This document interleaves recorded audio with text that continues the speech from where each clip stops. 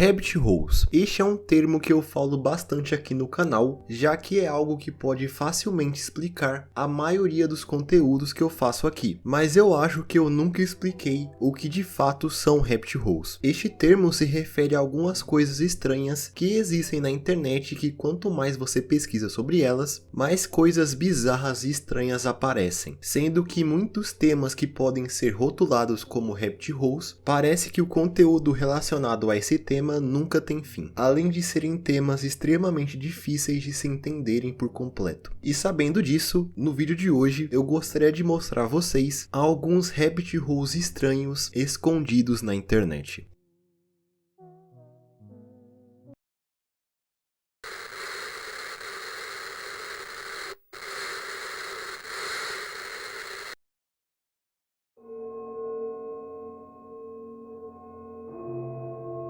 Em 1995, um estudante da Universidade do Arizona chamado Brian Hansen se deparou pela primeira vez com uma página bem esquisita presente no jornal da universidade, o Arizona Daily Wildcat. E como vocês podem ver aí no fundo, claramente essa página apresentava algum tipo de mensagem escondida. Porém, ao ver essa página de início, Brian apenas deixou ela de lado. Mas ao passar do tempo, ele começou a notar que páginas semelhantes começaram a aparecer no jornal, a maioria delas no dia 1º de maio, que também é conhecido como Dia Mundial do Trabalho. Notando esses padrões, Brian começou a prestar mais atenção nessas páginas que pareciam ser um grande e elaborado enigma que poderia guardar algo de interessante nele. E sabendo disso, ele começou a buscar por mais dessas peças desse quebra-cabeça em edições antigas do jornal. E ele conseguiu juntar textos que remontam até o ano de 1981,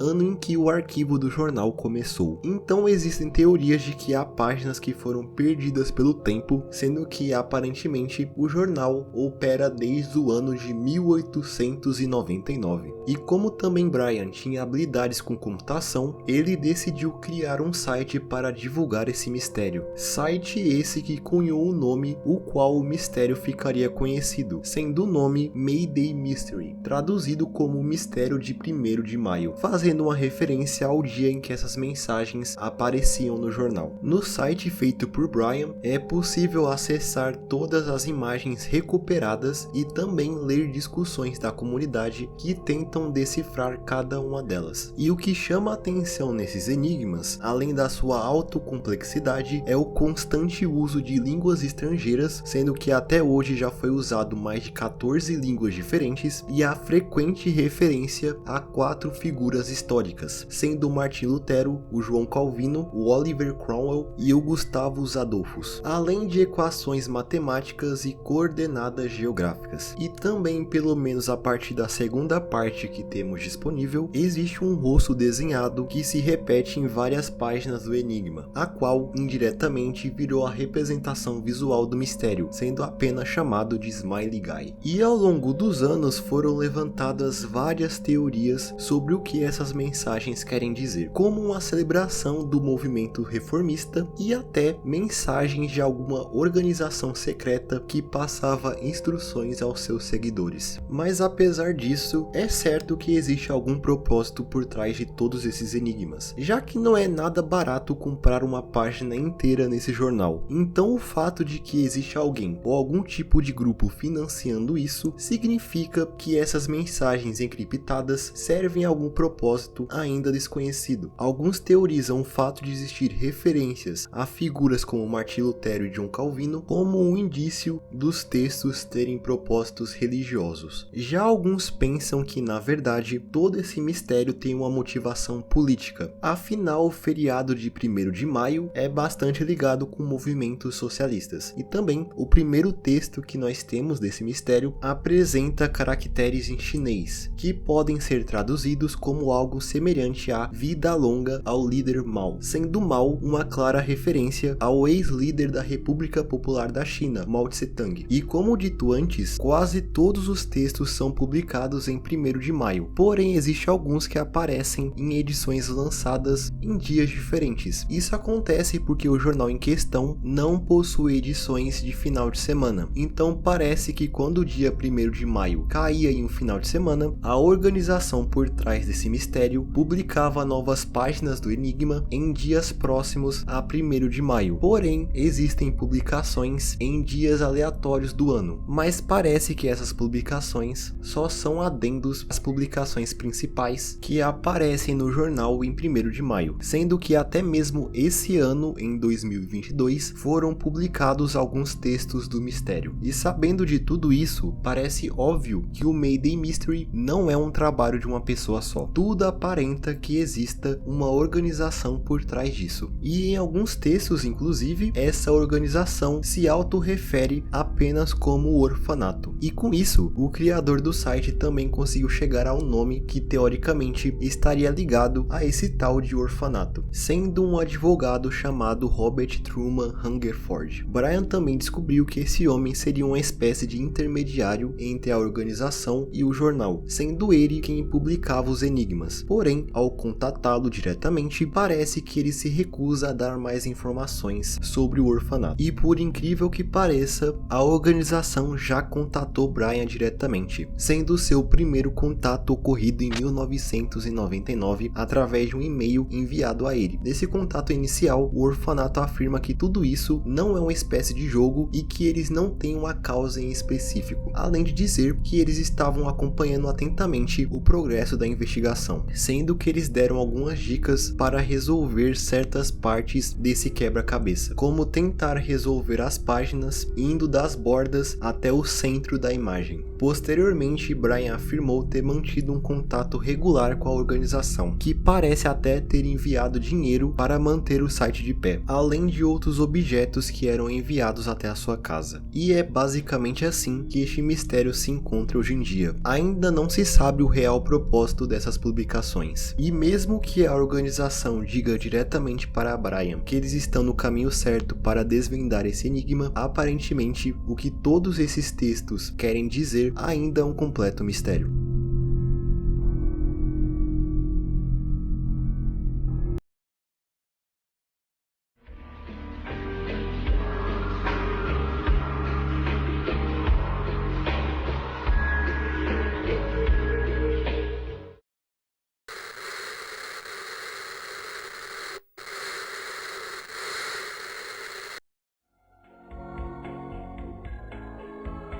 Teorias da conspiração é algo que vem aparecendo na internet desde os seus primórdios. Aparentemente aqui é um ambiente muito propício para essas teorias malucas ganharem vida. Mas dentre várias que ganharam infâmia ao longo dos anos, existe uma que chamou muita atenção lá pelo início dos anos 2000, não só pela teoria em si, mas por quem estava por trás dela. Em 1997, surgiu um site na internet chamado timecube.com. Logo de cara, quando entramos nele, já somos atacados com um caminhão de texto que cobre quase toda a tela. O design do site é extremamente confuso e denso, o qual apresentava uma teoria e dava nome ao site. Ela tenta explicar que tudo que conhecemos dentro da ciência moderna é uma grande mentira e existe uma conspiração global que não esconde a verdade. A teoria do cubo do tempo afirma que um dia na Terra, na verdade, são 4 dias acontecendo ao mesmo tempo, sendo um dia inteiro para cada fase do dia, como o amanhecer, o meio-dia, a tarde e a noite. O autor do site explica essa teoria usando palavras bastante rebuscadas, criando um texto extremamente difícil de se entender, além de se utilizar de ilustrações bem confusas. Mas quem de fato estava por trás desse site? Bem, o criador da teoria do Timecube se chamava Gene Ray. Ele era um eletricista americano residente na Flórida que, além de criar o site, também se autoproclamava o homem mais inteligente do mundo. Ele inclusive estava tão certo que a sua teoria não tinha falhas que ele prometeu dar uma recompensa de $10.000 para qualquer um que o refutasse. E por incrível que pareça, ninguém reclamou essa recompensa. Mas isso se deu provavelmente não pelo fato de ninguém ter conseguido apresentar as falhas em sua tese, mas sim porque Gene Ray era quem decidia se sua teoria fora refutada ou não. Então ele nunca admitia as falhas na sua teoria. O Time Cube ao longo dos anos ficou até que bastante popular lá pelo final dos anos 90 e início dos anos 2000 na internet, o tornando um dos primeiros grandes memes da internet. Logo seu criador começou a se tornar uma espécie de celebridade, fazendo ele até ser convidado a alguns programas de TV e até dar seminários em universidades. E foi nessas aparições públicas que as pessoas ficaram mais certas que Gene sofria de algum tipo de transtorno mental, muito provavelmente a esquizofrenia, algo que poderia ser a motivação para ele ter embarcado nessa teoria maluca, mas isso nunca foi confirmado. E foi durante essa época que Gene Ray conheceu seu discípulo mais famoso, sendo um jovem australiano chamado esse nome aí na tela, o qual posteriormente começou a se auto-intitular como o segundo homem mais inteligente do planeta. Richard, entre 2006 a 2007, desenvolveu uma obsessão pela teoria do Time Cube. Obsessão essa que fez ele divulgar a teoria em diversos fóruns espalhados pela internet e até criar o seu próprio blog pessoal inteiramente centrado na teoria. Richard também começou a fazer vídeos para o YouTube em 2006 e um ano depois ele viajou para a Flórida para conhecer o Gene Ray pessoalmente e gravar um documentário sobre o Time Cube. Documentário esse que ficou conhecido como The Dr. Gene Ray Time Cube Experience. Esse documentário foi postado em 18 partes no canal de Richard no YouTube e esses vídeos estão ainda disponíveis em seu canal. Porém, logo após a gravação desse documentário, a relação entre Richard e seu mestre começou a se desgastar. Após o documentário, ambos seguiram o próprio caminho a partir do início de 2008 e foi em fevereiro desse ano que aparentemente Richard infelizmente tirou a sua própria vida. Contudo, parece que isso não tem relação direta com as suas desavenças com Gene Ray. E como o Gene Ray já era um senhor de idade, o fundador do Time Cube veio a falecer em 18 de março de 2015 aos 87 anos. E desde o ano do seu falecimento, o site timecube.com está fora do ar, apesar de versões dele poderem ser acessadas através do Wayback Machine. E apesar da sua teoria já ter sido esquecida pelo tempo, ainda assim o site permanece como um projeto da vida de uma pessoa única na história da internet.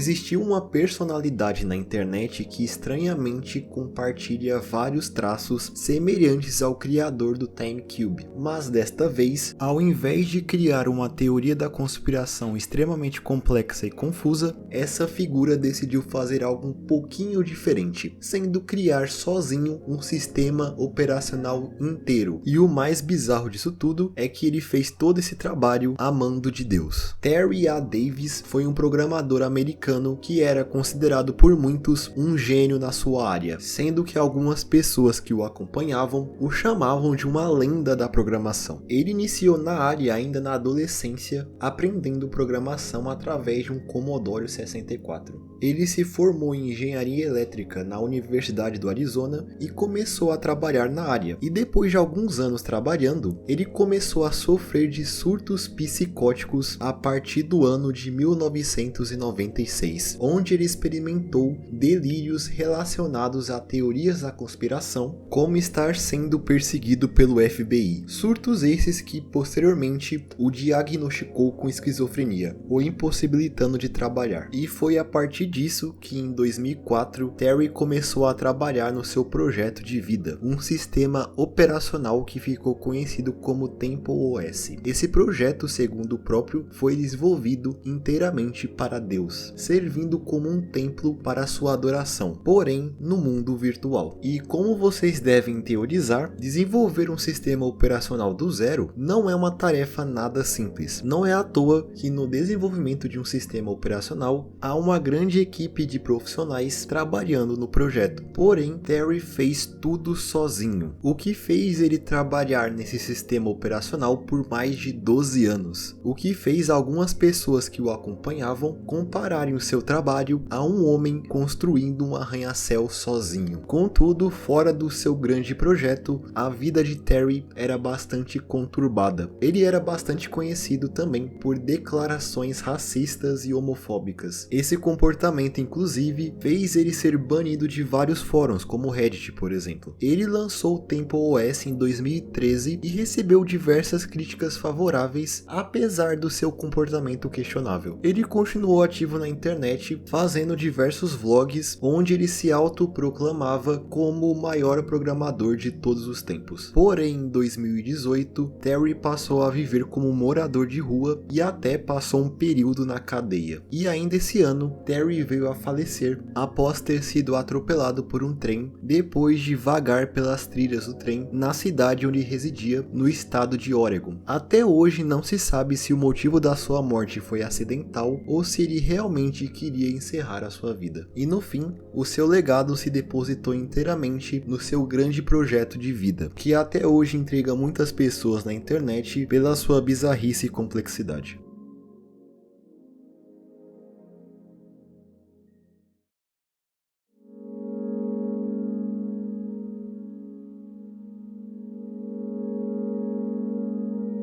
Então eu acho que é isso. Esses foram os rabbit holes que eu achei mais interessante de mencionar aqui. E eu tenho que dizer que é bastante difícil reunir informação acerca desses tópicos em particular, já que esses temas que são considerados rabbit holes são bastante complicados de serem pesquisados. E obviamente eu não falei de tudo que tem para falar sobre esses tópicos, mas eu pelo menos acho que eu apresentei tudo de mais relevante sobre os temas. Eu espero. Mas no fim é isso. Espero que vocês tenham gostado desse vídeo. Se sim, não se esqueça de comentar aí embaixo o que você achou, além de dar um like e se inscrever no canal para mais vídeos como esse no futuro. E no mais é isso. Espero todos vocês em um próximo vídeo. Até mais.